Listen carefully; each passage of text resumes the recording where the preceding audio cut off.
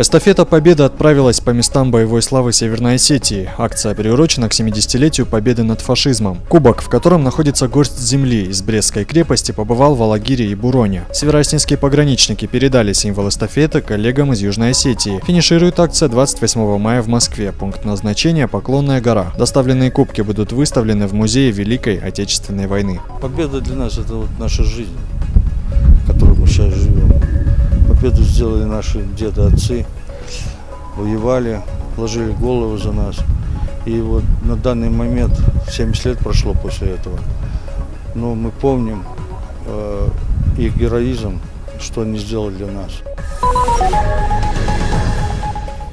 Северооснинская госавтоинспекция провела масштабную акцию, приуроченную ко Дню Победы. Колонны КАМАЗов проехали по центральным улицам Владикавказа. В автоколонии легендарная полуторка, на которой по дороге жизни доставляли продукты. И вот спустя 70 лет она снова в пути. Центром событий стала Аллея Славы, где военнослужащие совместно с ветеранами и школьниками возложили цветы к стеле Победы. Как отмечают организаторы, основная задача автопробега – еще раз напомнить о великом подвиге наших дедов. Люди, которые сидели за рулем полуторки, люди, которые хотели жить, но не смогли донести слово, не смогли донести ни подвигом своим, ни словами, значит, ту жажду к жизни, которую они испытывали.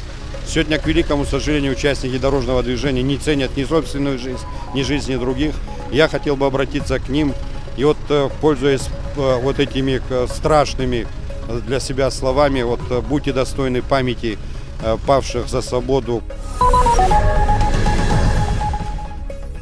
Лучшие спортсмены республики получили государственные награды. Церемония прошла в торжественной обстановке. Глава республики Таймураз Мамсуров отметил чемпионов, успехи которых повышают спортивный имидж республики, а также дают стимул подрастающему поколению заниматься различными видами спорта. Среди чемпионов и люди с ограниченными возможностями, они стали мастерами спорта международного класса. Отмечены и наставники спортсменов. Кроме этого, каждый получил денежное вознаграждение. В ежегодной церемонии чествования спортсменов и тренеров Северной Осетии участвовали 100 человек.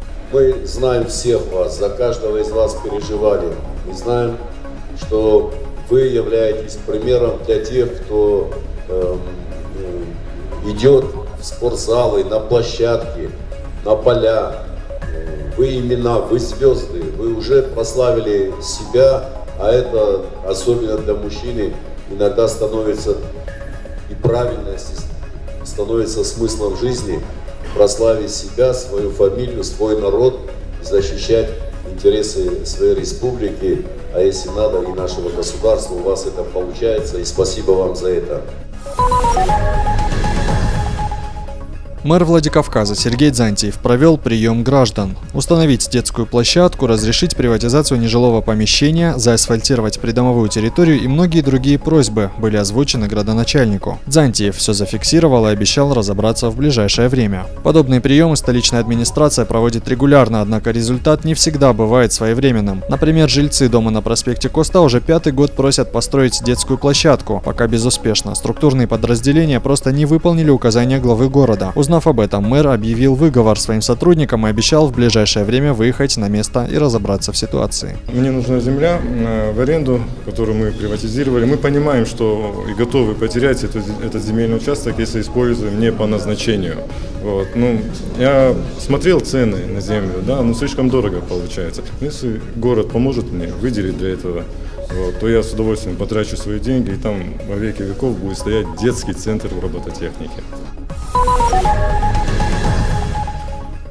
Министр образования и науки республики Алан Огоев встретился с выпускниками-беженцами из Украины. В преддверии сдачи государственных экзаменов проблем у ребят и их родителей немало. До основной волны остается всего месяц, а ребята не успели проверить свои знания в пробном экзамене. Поэтому планируется организовать дополнительное тренировочное тестирование для выпускников из Украины. После того, как будет определен уровень знаний, начнется интенсивная психологическая и методическая помощь выпускникам в школах. На сегодняшний день в республике учатся 5 украинских выпускников 9 класса и 2 11-классников. Для 9-классников, соответственно, нам нужно понять их профориентацию.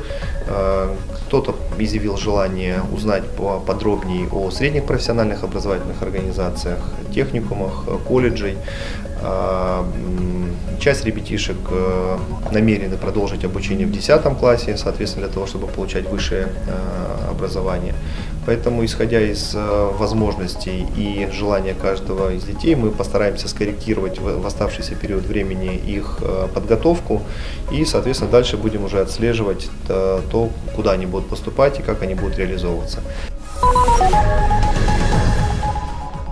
О профилактике и предупреждении чрезвычайных ситуаций говорили на заседании профильной республиканской комиссии. По словам докладчиков, приняты необходимые меры. Спасатели готовы оперативно реагировать на возможные природные катаклизмы. Полным ходом идет подготовка и к пляжному сезону. Для снижения количества несчастных случаев на водных объектах будет проходить надзорно-профилактическая операция «Пляж-2015». Члены комиссии обсудили ряд других актуальных вопросов. Говорили о создании транспортных колонн для доставки гуманитарных грузов на дальние расстояния, о создании и внедрении комплекса «Безопасный город». По всем вопросам были приняты необходимые решения. Весь этот комплекс мероприятий, который сейчас спланирован и поставлена задача на дальнейшее выполнение, думаю, что позволит нам обеспечить безопасное прохождение этого пожароопасного периода. Весь перечень мер, рекомендаций, в том числе посредством массовой информации по сайту Главного управления и для населения, и для населенных пунктов.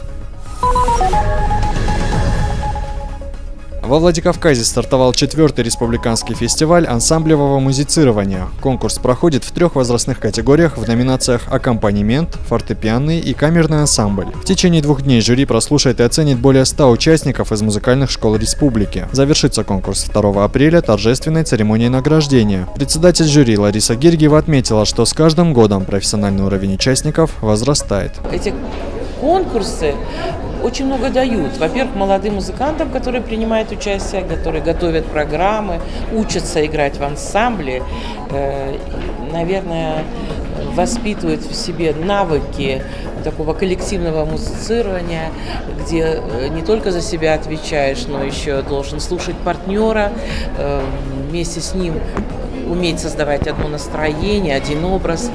Это очень-очень важно, и я рада, что республика делает все, чтобы вот такое начинание, а конкурс уже проходит не первый год, не первый раз, чтобы конкурс этот жил и развивался.